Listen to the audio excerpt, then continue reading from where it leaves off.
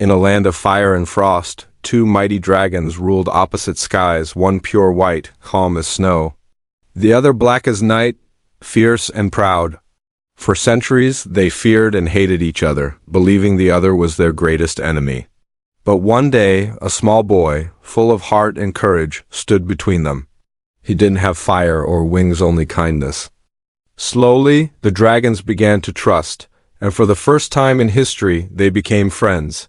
Peace returned to the skies, until a monstrous brown dragon with glowing red eyes arrived, hurling burning boulders and spreading destruction. The black dragon, weakened by illness, fell under attack. Just when all hope seemed lost, the white dragon rose with fury, shielding his friend and fighting with all his might. Together, they faced the beast in a battle that shook the skies.